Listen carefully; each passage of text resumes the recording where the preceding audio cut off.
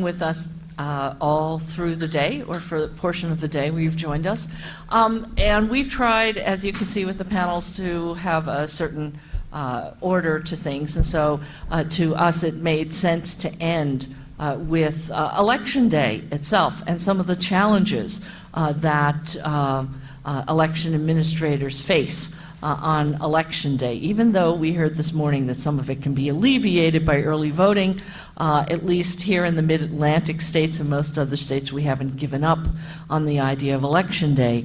And there are certain challenges that we're not going to try and deal with, the question of setup and security and so forth. We thought we'd concentrate on two areas, one very specific to our area, to the Mid-Atlantic area and our recent experience, but one more general, which is the entire question, which I think is a challenge to every election administrator across the country, and that's dealing with poll workers and poll worker training. So we asked Denise Lieberman from the Advancement Project to start us off talking a little bit about some of the work that she has done and that the Advancement Project has looked at, and some of their experiences.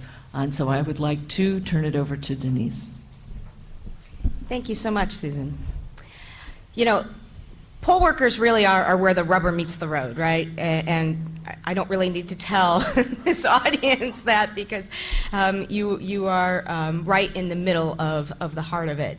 Poll workers have been called the champions of democracy, and indeed they are the ones who are responsible at the end of the day for setting up and maintaining the voting sites and machines, managing the voters at the polls, determining which voters are eligible and where they're eligible to vote, and guaranteeing the safe and secure collection of the votes and delivery of the ballots, and for being essentially perfect in each and every one of these tasks, for, you know, slave wages, typically for long, long hours that can last up to like 15 hours in a day.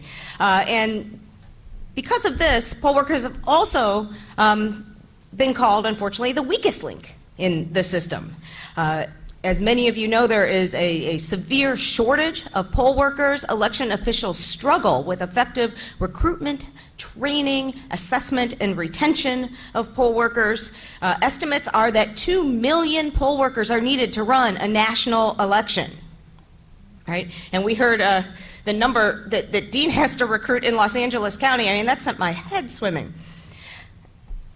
The challenges are many. In addition to the paltry wages that they are paid, we know that it's very hard to find effective poll workers and to train them. In Missouri, my home state, the average age of a poll worker is 72 years old. Yeah, that's the average. That's the average.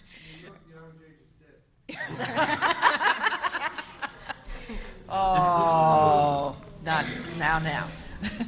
And so, you know, we have this real disconnect, because poll workers are ultimately the last line of defense between a good working democracy and an effective one. They're, at the end of the day, they're the ones who decide whether that voter can cast a ballot that's going to be counted, right?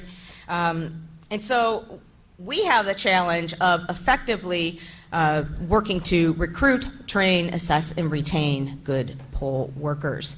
And I'm really thrilled to be able to talk on this subject, and I'm so glad that Common Cause is discussing this, because this conference is sort of a microcosm of the message that I want to send out. And at risk of annoying you with an oft-used cliche, it's effective with respect to poll worker training. It takes a village.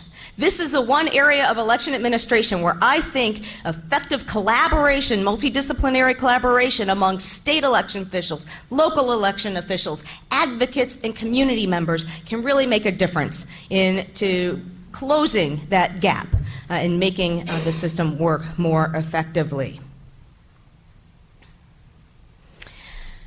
So I want to go through sort of the major challenges that in my perception, you have, and I'd be really welcome to hear from all of you. With respect to recruitment, you know, we can call on state lawmakers to help ease this process as well. You know, they often sort of sit on the back side. It's amazing that very few states have laws on the books related to poll worker training. Many states, including my own state of Missouri, don't require poll workers to be trained at all, and much less have established minimum standards or curricular guidelines that they're supposed to meet. And this ends up having an effect on Election Day. In Pennsylvania, where poll worker training is optional, this year in 2012, the National Election Protection Hotline received more than 9,000 calls from voters in Pennsylvania who were wrongly told by poll workers that they needed to show a photo ID, even though the photo ID law had been enjoined by a court. There was rampant confusion among poll workers about the ID requirements. As a result, in 2012, twice as many voters in Philadelphia were made to cast provisional ballots compared to 2008.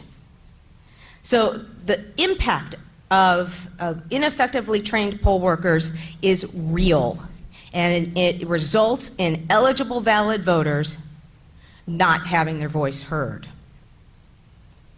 So how do we recruit good poll workers? Well, I'm sure that many of them would say, give us some more money, right? In Missouri, poll workers are paid anywhere between $90 and $120, depending on their level of specialty in the polling place. Now, if your state is anything like mine, the legislature isn't all that willing to extend more money for things like this, but they might be able to do something like extend tax credits. There was a legislation proposed in my state a few years ago that would have allowed a $50 tax credit for those people who served as poll workers. Another measure that might be effective is to allow for half-day sessions. These poll workers are made to work in many states the full amount of time of an election day, arriving before the polls open and staying after the polls close. It is a grueling day. It prevents people who work oftentimes from being able to take time off and do so. Half days would be effective. Statewide election officials. There's a lot of things that they can do. Secretaries of State. In my state of Missouri, our former Secretary of State, Robin Carnahan, worked to establish partnerships with corporations in this state to have them create programs to allow their workers to take time off without docking their pay. And so she, for example, had a relationship with Enterprise Rent-A-Car, which is a major company in St. Louis. Advocates can do the same thing. Missouri, which had a huge Chrysler plant, the United Auto Workers negotiated with management at the Chrysler plant to allow those workers to take time off with full pay if they served as poll workers. Other suggestions include ad campaigns that show people of differing ages serving as poll workers, working to craft partnerships with high schools and colleges. There's a program in Missouri called Kids Vote that works with local high schools that present in a number of your other states as well, to allow them to work at the polls, even if not as poll workers, as greeters, as people who can use the Palm Pilots to help establish whether the voters are in the correct location, right? Local election officials can do their part too, oh my gosh, by going out into the community, attending trainings, by working with local community organizations. Many communities are really strained to find bilingual poll workers. I saw this past year when I was doing election monitoring in Wisconsin, where Milwaukee is a new Section 203 jurisdiction, and they were very hard-pressed to find bilingual poll workers. By pairing them up with community organizations like Voces de Frontera, they were able to bring in people from the community to do that. With respect to training, we need to mandate poll worker training with minimum standards for attendance and hours, not necessarily dictating to local election officials. We know what plays in New York isn't going to necessarily play in Peoria, but there should be minimum standards. And empower secretaries of state to develop uniform poll worker guidelines. In my state, our Secretary of State felt powerless to impose requirements on local election officials with respect to poll worker training, even though she was in the best position and had the resources to put together some very effective tools. She partnered with the University of Missouri Extension to come up with some model training materials that included things that would keep people's attention, including election bingo and election jeopardy.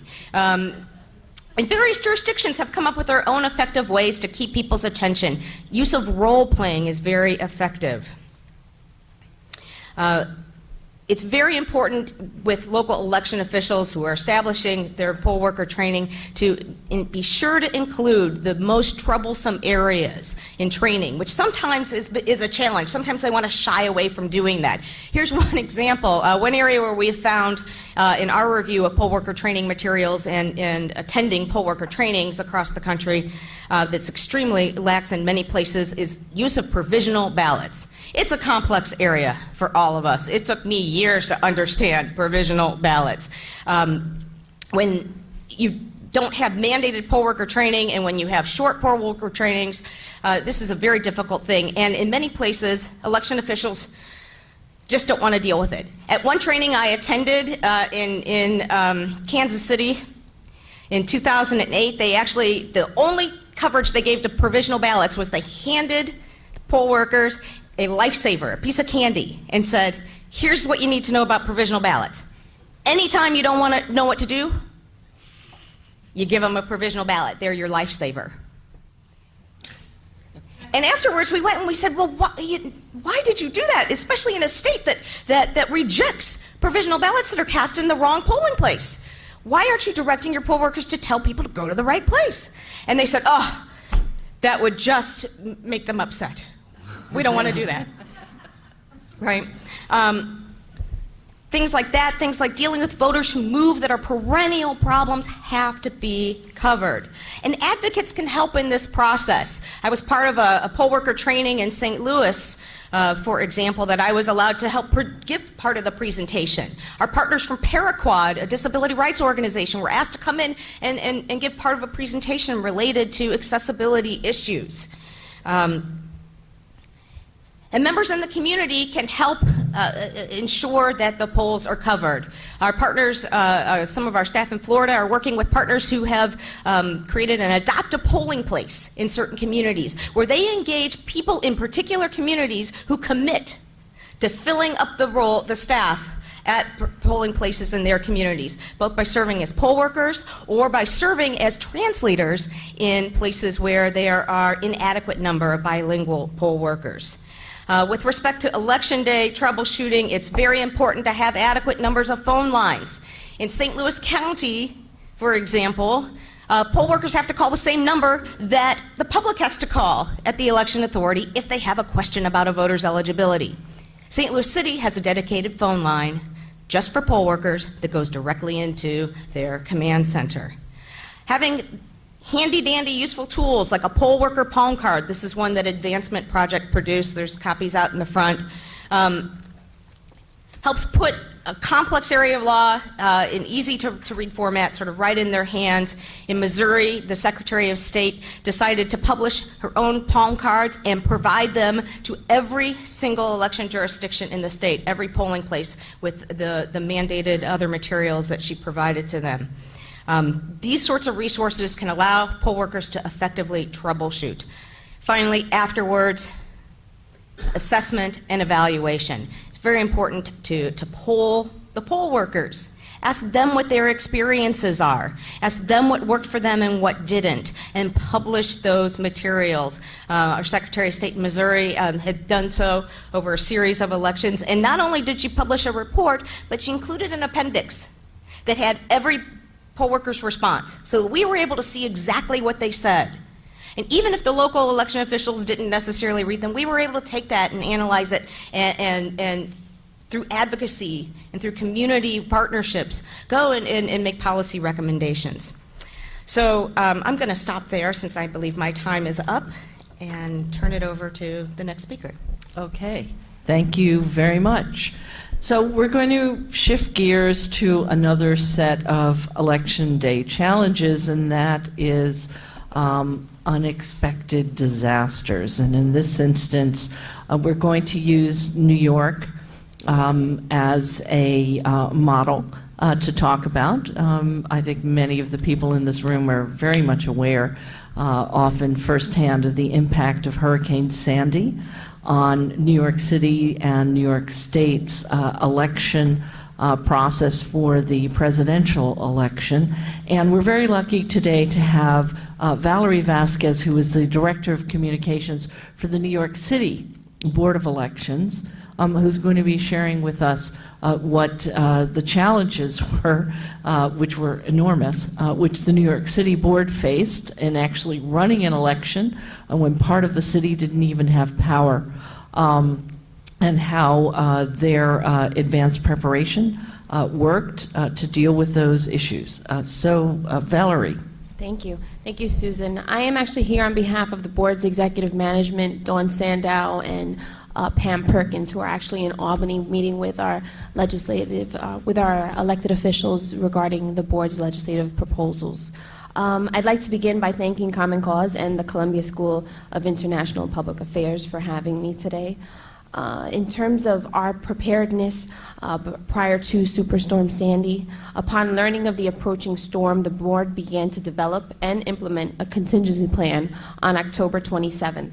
All poll sites in Zone A were identified and their locations were reported to Con Edison and the Long Island Power Authority so that any power outages at designated poll sites could be addressed prior to the election. The planned delivery of equipment and poll worker training classes on the 29th and the 30th were rescheduled. In anticipation of losing access to critical computer files, senior staff made copies of all pertinent documents essential to election operations, poll worker contact information, and equipment delivery schedules. Backup files for essential computer services like the voter database were brought to the disaster recovery location in our Queens office. A backup email system was established to ensure internal communications could be maintained. Aware of the potential for severe flooding at our Staten Island Borough facility, we sought and received permission from the state of New York to move all voting equipment out of the Staten Island facility into the Armory. This move proved to be vital in our efforts to conduct the election, since the Staten Island office was evacuated on Monday, the 30th, and would not have been able to deploy our equipment to any of the poll sites in Staten Island for Election Day. The storm hit the city on Monday evening, the 29th, and continued into Tuesday, 1 week prior to the general election. The electrical power and telecommunications capability were completely lost in the executive office, disabling our main computer servers and restricting us to critical data.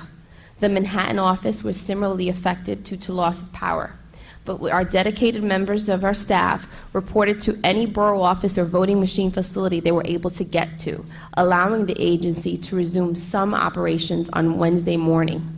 A makeshift absentee unit was set up in the Staten Island office as well as Manhattan to continue processing absentee requests. Board staff immediately began the process of confirming that each poll site could still be used on Election Day.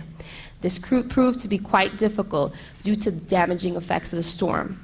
Initially, we learned that there were as many as 120 poll sites that may have to be relocated due to the damage, loss of power, and other issues that made them unsafe or otherwise unsuitable. During this time, working with the mayor's office and the governor's staff, we sought alternative sites to enable voters to exercise their most fundamental right. In the end, we moved 61 poll sites.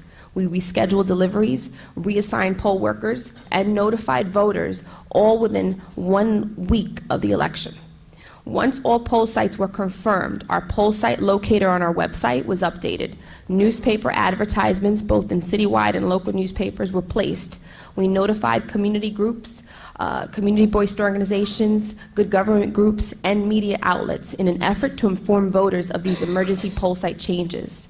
In addition, we posted these on our website as well as our voter apps, and we had a grassroots effort where we created an informational flyers for the storm-affected areas and had our borough staff literally handing it out so people knew where they had to vote. Since many of our poll workers were in affected areas and were either overwhelmed by personal recovery efforts or had left their homes entirely, we mobilized every resource possible to recruit replacement poll workers and made sure that they received training prior to the election. I'm just going to show you a sample. One super poll site that we had in the area, in an area affected by the storm in Zone A. This was in Far Rockaway, and you'll see this is a poll site that we had, that the staff, the board staff, not only had to secure the tents, secure lights, generators, lights for indoor and outdoor heat. We also had to secure porta potties. We worked with the MTA to have a bus outside of the poll site where the poll workers could just go in there for a few minutes just to warm up because of the cold temperatures. We also had food for our poll workers. We provided shuttle service so that those affected could actually get to their poll sites.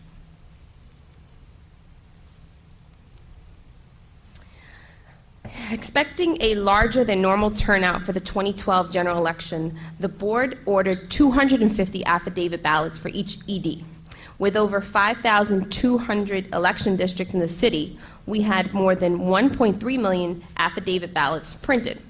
But just before 5 p.m. on Monday, November 5th, the evening before the general election, the board received the governor's executive order allowing voters in New York City and 4 other designated counties to vote by affidavit ballot at any poll site within the state of New York.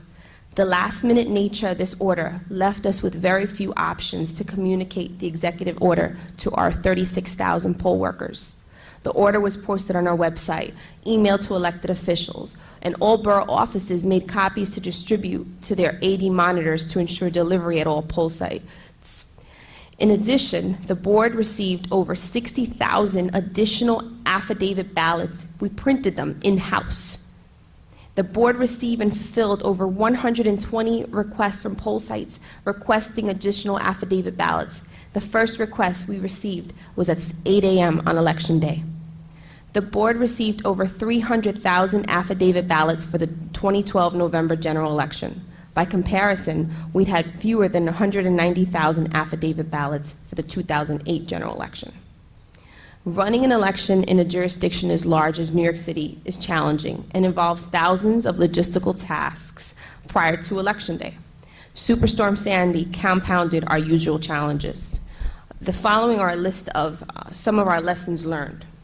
We originally only identified Zone A sites which were being evacuated, never dreaming that Zone B sites would be affected as well. In the future, we will identify all Zone B sites bordering Zone A to ensure quicker relocation. We also procured our own backup generators, which would avoid dependence on city and state emergency management. Due to the severity of the storm, generators were needed in many hard-hit areas of the city, and in some instances, directing generators to certain poll sites could not be confirmed until the day of the election. It is also essential for us to have a list of all city fuel stations for each borough to ensure immediate access to fuel. Many commercial fuel locations were without fuel, causing our drivers to wait online for hours. This caused us to lose precious time on certain tasks. The executive order I referred to earlier, where we received the evening before, should have been redrafted in layman's terms. While the executive order was necessary, the communication from the governor's office came way past the hour of implementing it in this manner. But moving forward, we do believe that having it in a layman's terms so the poll workers could have easily understood the process. The city board also implemented electiondayworker.com, which requires all poll workers signing up online to submit their email addresses. We also created an option on our website that allows voters, as well as poll workers, to opt in to receive email notifications. These implementations will allow us to communicate at any time with our poll workers and those who have signed up for these notifications, allowing us to be more proactive in our messaging. The city board has a backup location which enabled our staff to continue to process certain system-related tasks. However, not all functions were available from this backup site. Staff was able to access data, but not able to enter any new information due to the fact that the backup facility is not as robust as our main facility. Please note that our registration data, our registration database contains over 4 million active voter records. Ideally, in a perfect world, we would have a backup location that is set up exactly the way as our main data to ensure our aspects of pre-election tasks continue while our main system is unavailable. However, due to funding issues, which all county boards are facing today, having an identical backup location was unrealistic. We had many to thank to help us during this devastating storm, including city, state, federal agencies, the mayor's office, the Office of Emergency Management, NYPD, Department of Information and Technology, the governor's office, and other agencies, as well as good government groups who are pivotal in helping us reach our message to all registered voters. Okay, thank you. Well, we are also lucky enough to have Doug Kellner with us, whom we've heard from on earlier panels. Doug has a perspective from the State Board, which gives us an overview of the challenges that were faced by a number of the counties. So, thank you, Susan. So I think Valerie did an excellent job in explaining how the New York City Board addressed the details. I think the City Board, frankly, did a first-rate job in responding to the problems that Superstorm Sandy had raised, and particularly they deserve very substantial credit for their decision to move the voting machines out of the Staten Island facility because things would have been extraordinarily worse, and we would have lost millions of dollars worth of voting equipment if they hadn't made that decision. The three main issues that all of the boards downstate New York faced were that there were a fair number of poll sites that were actually destroyed in the storm, so that the poll sites would not be usable on Election Day. The second problem is that there was an extraordinarily large number of poll sites without electricity, and no way to predict which sites would have electricity on Election Day. I might add it was most egregious in Suffolk County, where 90% of the poll sites had no electricity 3 days before the election, and in Nassau County, where more than half of the poll sites had no electricity 3 days before the election. And so not knowing whether electricity would be restored in time for the election was a big problem. Because it's very difficult, but not impossible, to work a poll site without any electricity at all. And planning to operate a poll site without any electricity is very difficult, and you want to have some backup generator capacity so that there are at least lights at the poll site. Trying to allocate those emergency resources was very difficult for all of those boards of elections, but that's a typical emergency management problem. Another problem that all of the boards recognized was the concern that poll workers would not be able to get to their assigned poll sites. And while all of the boards were concerned about that and took a lot of steps to deal with it, it turned out not to be a serious problem. I would say that the effort of making decisions that understand that holding elections is a high priority government function, even in an emergency situation, is very important for our democracy and very important for our society as a whole. And certainly what I saw when I went to the poll sites in Rockaway were that just the act of holding the elections became a very important community function, that it brought people together, and even though they were suffering themselves, the fact that they could come together in the election environment was a very important community function, and people had a very positive, high spirit, even though the physical facilities for running the election were horrible.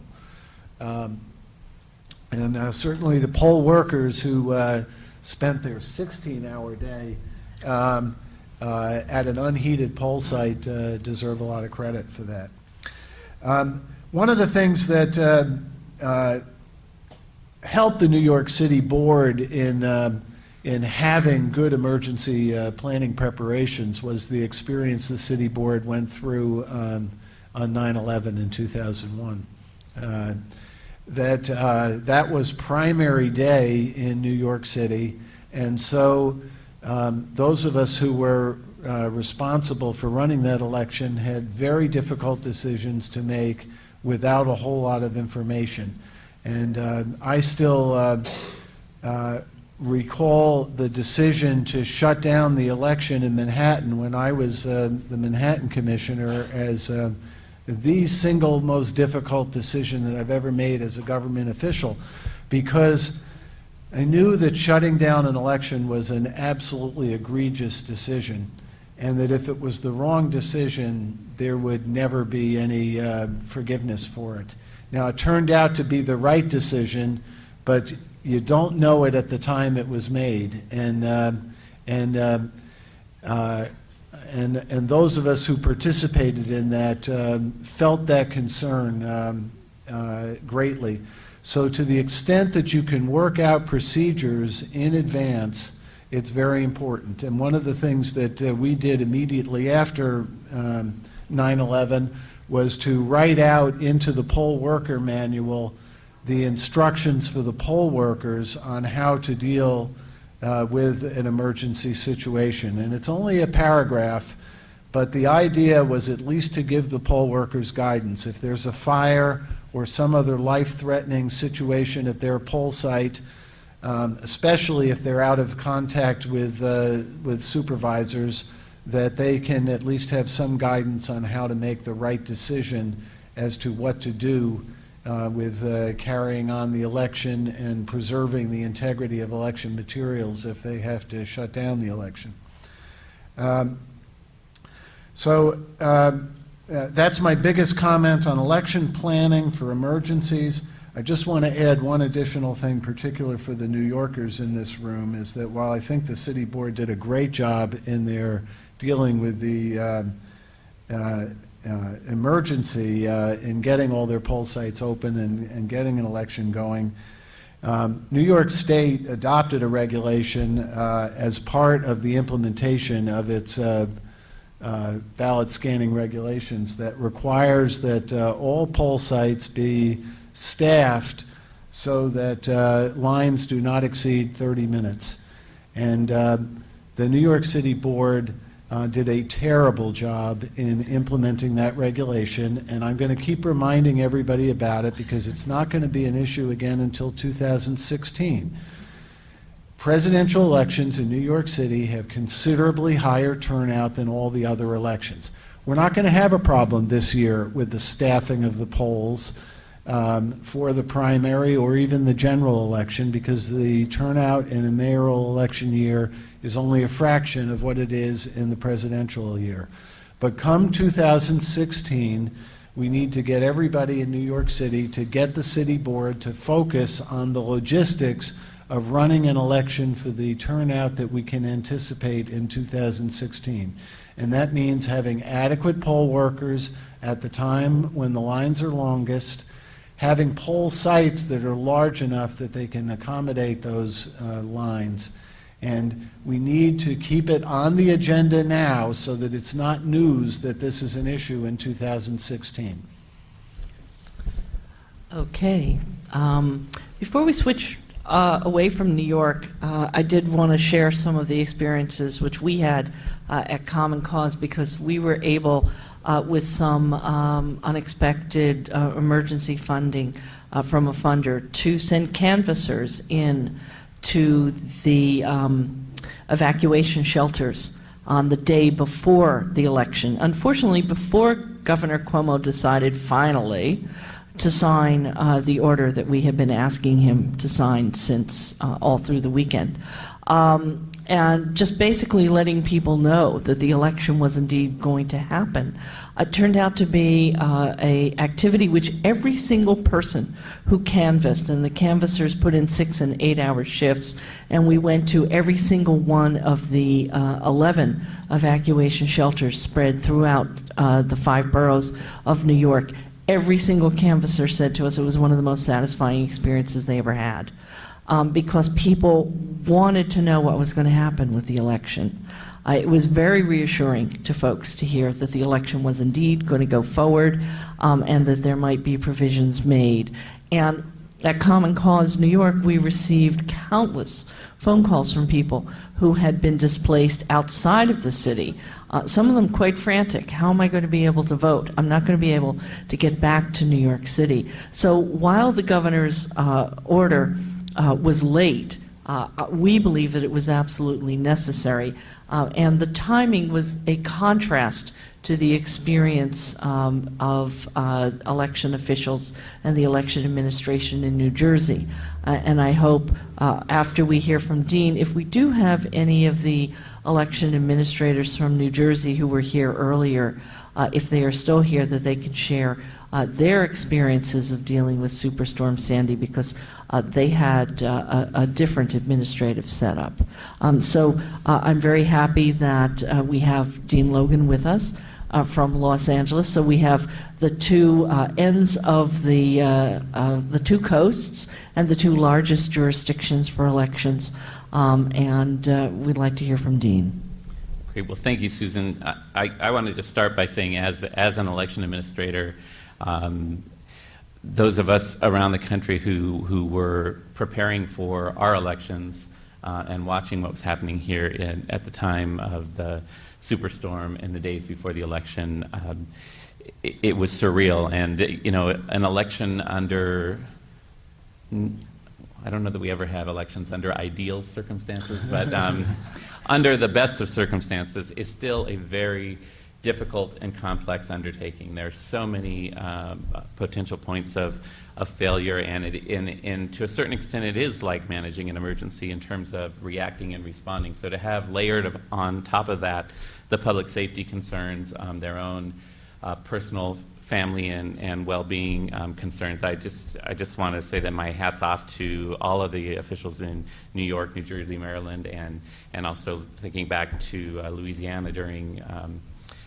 Katrina, which was also happening during an election period. And it is, as others have said, it is a remarkable tribute to the people who run elections and to the public who votes in elections to still make that work, because it's such an important part, it's such an important statement for our society and for our representative form of government. So I just wanted to start by saying that. And I think there's so much for all of us to learn in a situation like that. And I think that's what's most important, is that after any election, you need to step back and look around your environment and say, so what do I need to be better prepared for next time? And certainly what you all went through in 2012 was an example of that. So I wanted to respond to a couple of those things and try to tie that into the poll worker stuff as well.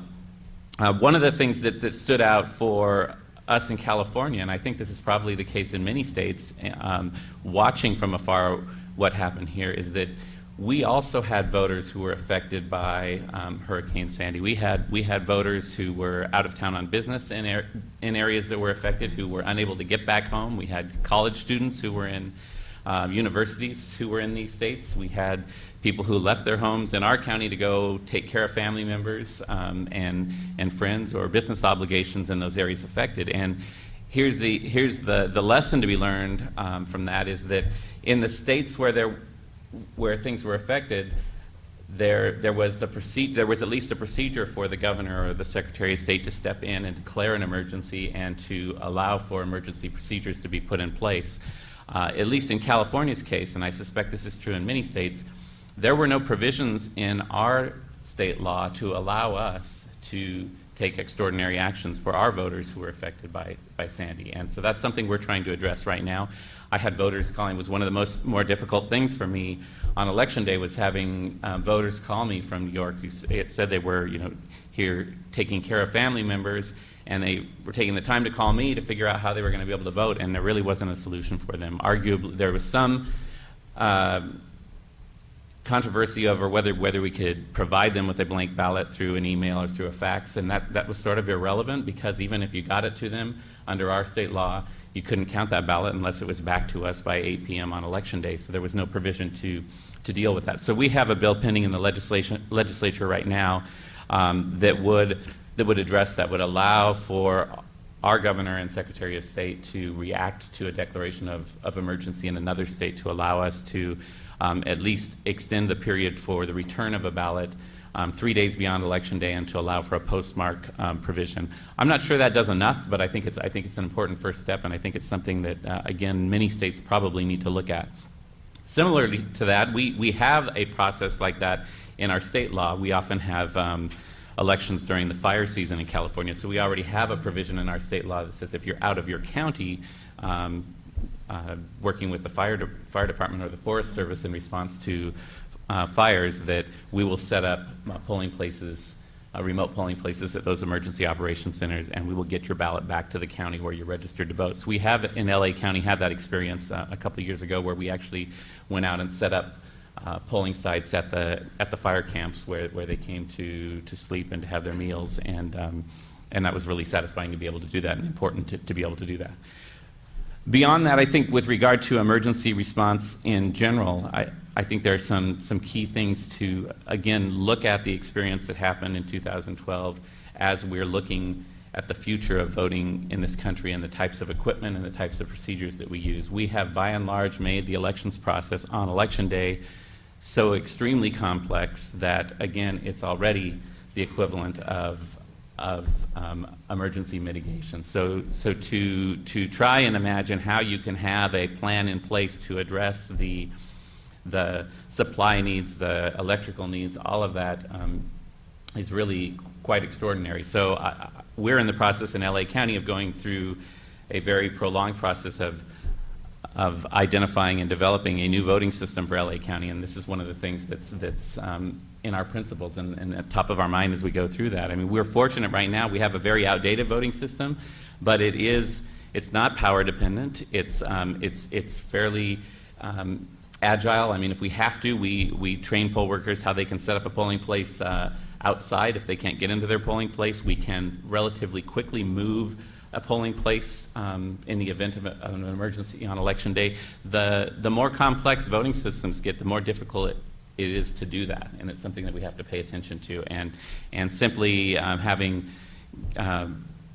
additional stock of blank paper ballots is not necessarily going to be the solution, because you're disenfranchising people in terms of what the down ballot issues are. There are just a lot of implications to that. So just something to think about. I think some of the key things that need to be considered in that are, in an emergency, first and foremost, we want our poll workers and our voters to be safe and to know that we care about their safety. So as Doug said, there's not a lot in our poll worker procedures about emergencies, and Maggie and I were joking a little bit earlier that we both, when we saw the panel on the agenda, we looked at our poll worker supplies, and basically they say, in an emergency, call 911. But and as funny as that is, I think it is still important that that's there in the materials, because we need to make that clear that that's the priority for our voters and for our poll workers. Beyond that, then you have to prioritize what is it that you need. If you have to go back and recreate the election or figure out what took place, what are the most important things? So chain of custody, transparency, documenting where things are at. I mean, if you have to shut down for a period of time, being sure that you have a record of what that period of time was, who was there, all of those things are very important. And those are things that we're looking at as we go forward. Because we're such a large geographic county and we have so many polling places, some of the things that we have kind of standard in place is we do have a set of Election Day reservist poll workers that we have in 2 or 3 locations in the county that are basically on-hold trained poll workers that we can deploy anywhere we need them to if we need to send people out throughout the day. We also have precinct coordinators that are assigned regions in the county, and they've traveled. Usually they have about 20 to 25 polling places that they just throughout the day visit and check to see what's going on. We set up what we call regional distribution centers in about 70 locations in the county, and those are basically vans or trucks that have emergency supplies, extra materials. So if there is a situation, our headquarters is in the southern part of the county. If you're in the northern part of the county, you don't have to wait for somebody to get all the way from Norwalk out to get you those materials. So there are just some basic things you can do like that. We are a central count environment. All the ballots come back to our facility on election night. We had nothing compared to what you experienced, but our ballots actually come to us from most parts of the county by sheriff's helicopter that pick them up at our check-in centers and then fly them to Norwalk. We actually had a lot of fog on election night in November, and our helicopters were grounded, and so we had to respond to that. So again, just having some of those contingency procedures. We also have Catalina Island, which we usually have 3 different modes on hand for Catalina Island, depending on weather conditions. It either comes on a boat plane, a boat, or a helicopter. It just depends on what the weather conditions are, and sometimes that's the last area that we're waiting for to come in on election night. In addition to that, I think some important things, and this kind of circles back to Denise's presentation about poll workers. Because of the complexity of the polling process, we have moved to, we have 25,000 poll workers in a countywide election in LA County. We have implemented what we call 2 specialty poll worker programs. We tried to have in each polling place 1 student poll worker, which is a high school student, that we work directly with high schools. We provide the training, and we actually give them specialized training, especially on some of the equipment issues, because they're often more comfortable responding to those issues. We also are fortunate that our Board of Supervisors, our governing body, passed an ordinance that allows for county employees and other departments to work as poll workers on election day, and they still get paid as a poll worker, but they also get credit for their day at work. So they're just basically reassigned for that day. So we tried to have a county employee poll worker in each of those polling places as well, which gives us someone from within our own family, in the employment of the county. They're our eyes and ears. We're able to debrief with them. We're often able to follow up with them on issues and get really good information about continually improving our process. And that makes a huge difference with the numbers that we're trying to deal with. And the final thing I would mention, and it sort of has to do with what we're doing here and my earlier comments about online voter registration, is that it does take all of us to have a successful election. It's not something you can simply depend on the county elections department and the election administrators for.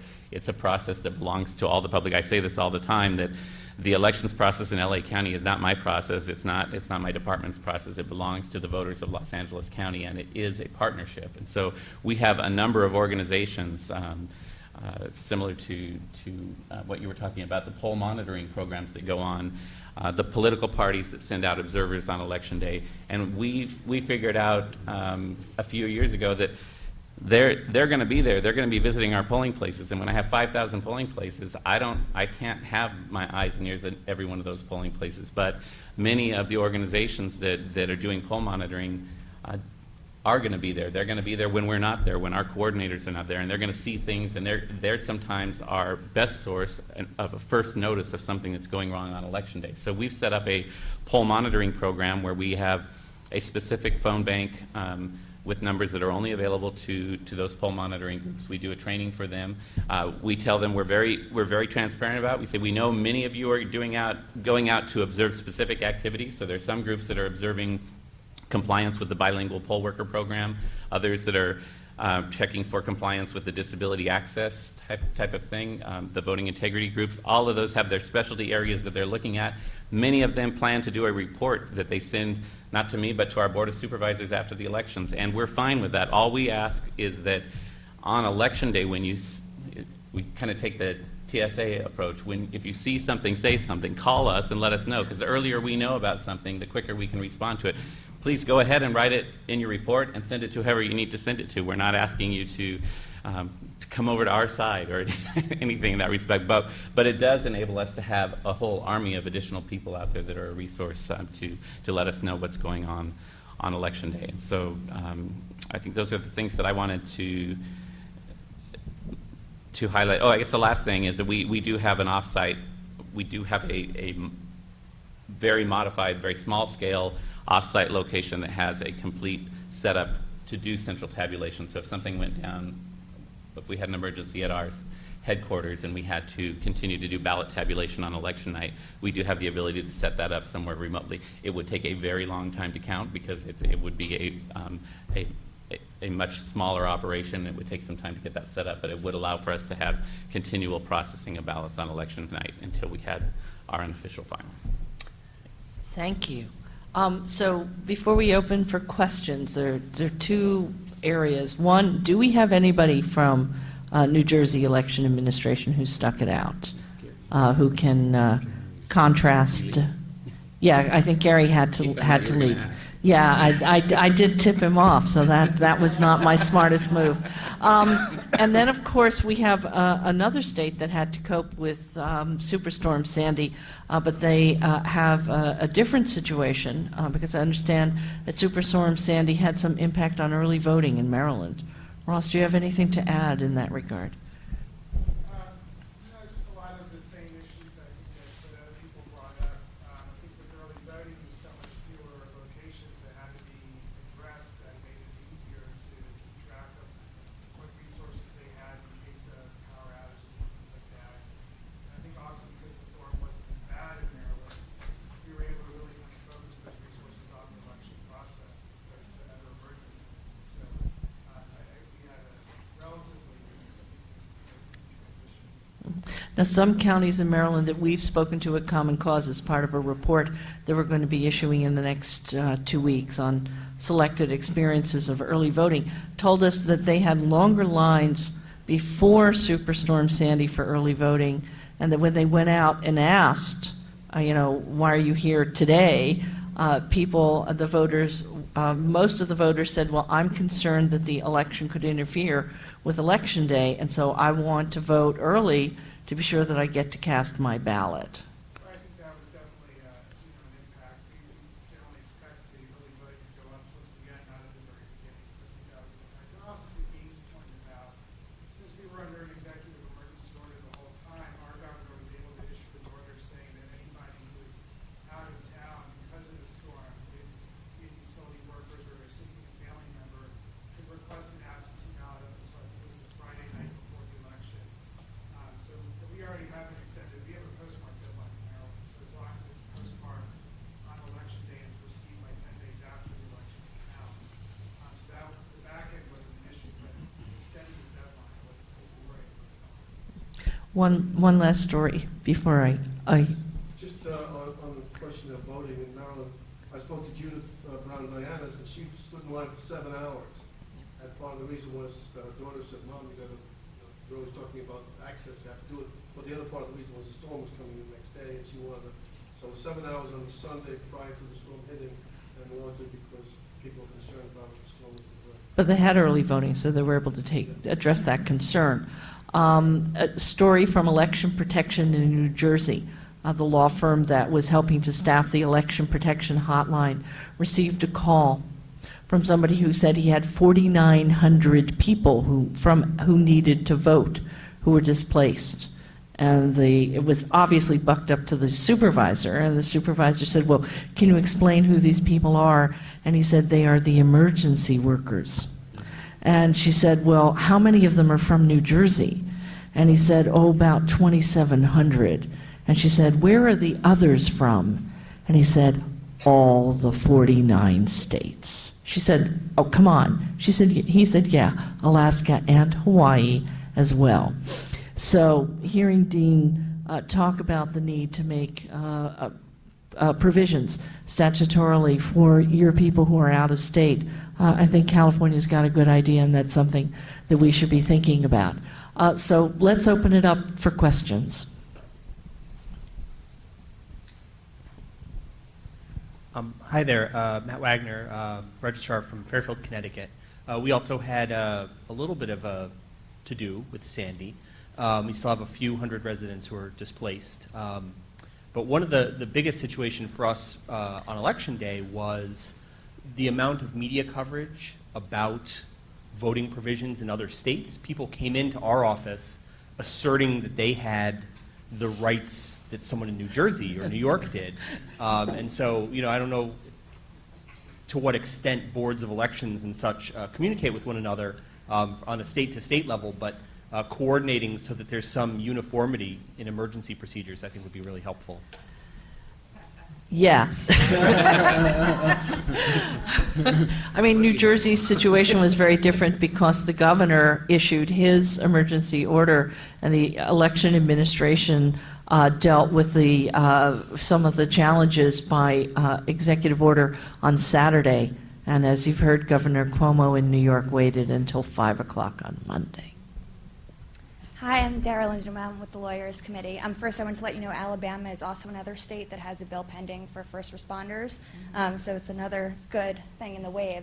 But in New York, when you were dealing with all these issues coming up, did you have a great amount of flexibility? Is that a flexibility that you liked having to try to run this? Since there are a lot of things in New York City that really don't happen elsewhere, would it be better to have these firm guidelines coming down from the state, or do you have really enough people that you can, if emergency comes up, you can put your heads together? I'm wondering, as then through the rest of the state, I don't really know how big places are west of Westchester, but I imagine there are small counties that don't have huge election boards that have all these resources to try to do that. So as we think about the best way to do emergency planning, is it better to have that flexibility or to have, these rigid procedures you should follow? Well, let me say that as a general rule, New York City doesn't pay any attention to the state board. The New York City board has a full-time staff of 340. The state board has a full-time staff of about 40, more than half of whom are responsible for the campaign finance disclosure law. So from an operations point of view, a large board like the city board is really very much on their own. And they, as I say, in dealing with the storm, they did a very good job of addressing it. The suburban counties, which also are fairly substantial agencies, perhaps 100 employees in Suffolk and Nassau and in Westchester.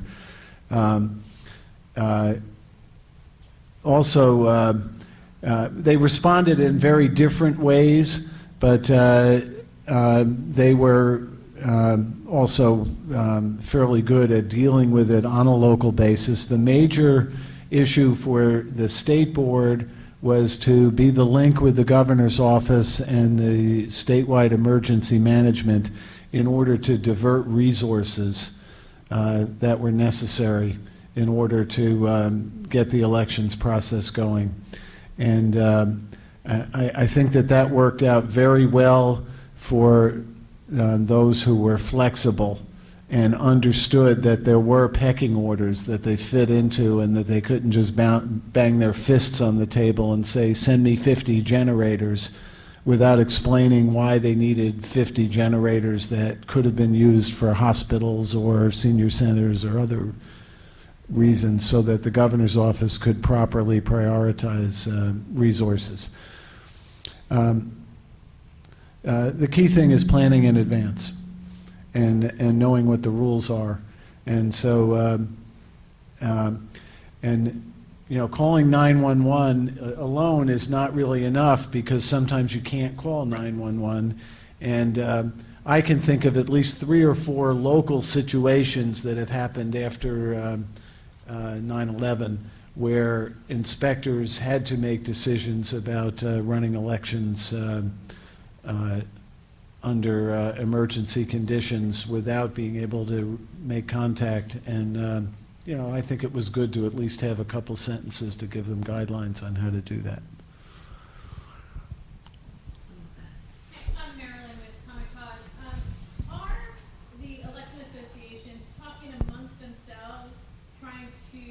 around states and by region to talk about addressing some of the disaster preparedness reform so that it's just not New York doing one thing, Missouri doing their own thing. Is there some type of collaboration among the associations so that there can be some uniform platform of issues that need to be addressed? Not really. It's a good idea. And, you know, discussions from conferences like this are really all that there is. There was certainly very radical differences between how New Jersey and New York addressed the emergency. And Susan is correct that Governor Cuomo didn't make his decision until much later than Governor Christie. On the other hand, in my view, Governor Christie's decisions were rash and not really thought through, and just the opposite was in the case in New York, that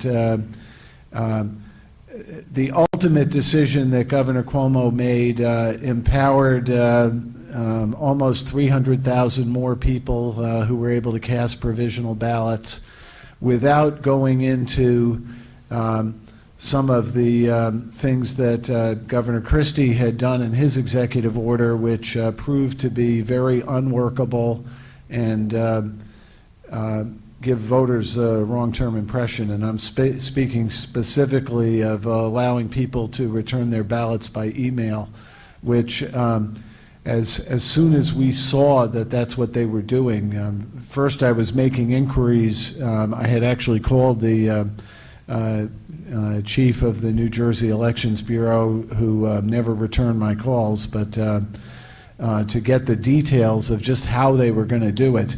It turned out they had no details. They had not thought through how they were going to do it, and it was completely dysfunctional, so that lots of people who thought they would be able to vote by email did not get to vote by email and didn't get their votes counted. Whereas what Governor Cuomo did was much more deliberate and therefore was workable, even though there were some administrative difficulties in implementing it. I would piggyback on that and say that I think other than bringing in people from FEMA and people from the states that were affected to state conferences and regional conferences, there's not a lot of coordination being done. And I think you can see from the situation that part of the complexity there was that even neighboring states have very different election laws. So trying to address that in a uniform way is, when you don't have a uniform process, is very difficult. There are some basic principles, though, that I think could be developed and fleshed out, and certainly would be, especially in a federal election.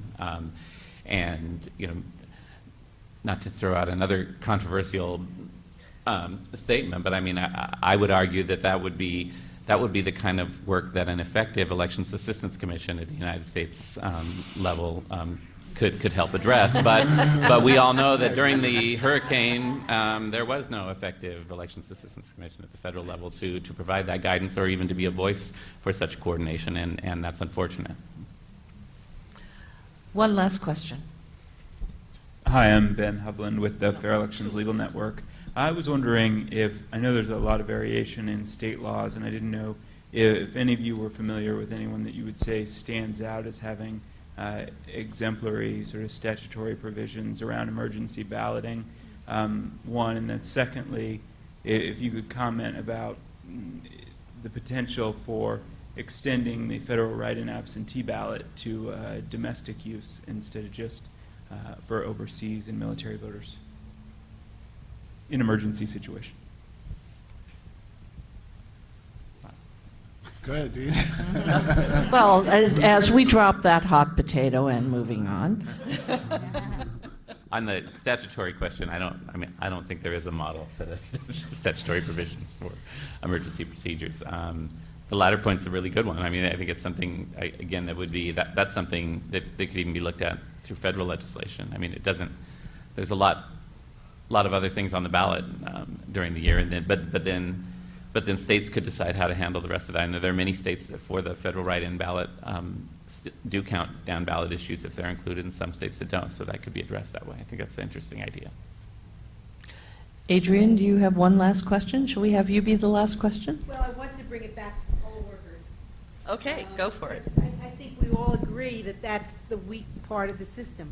And this day has been a wonderful day, and I think you could devote a day or more than that to a best practices on poll workers. And I think that we agree state by state that that's the worst problem we have, and it really is the Achilles heel of elections. So I would hope somebody would convene something or come up with something that's the best practices on poll workers. Well, that is an excellent way in which to end our day. And let's give the panel a round and participants. Thank you for sticking it out.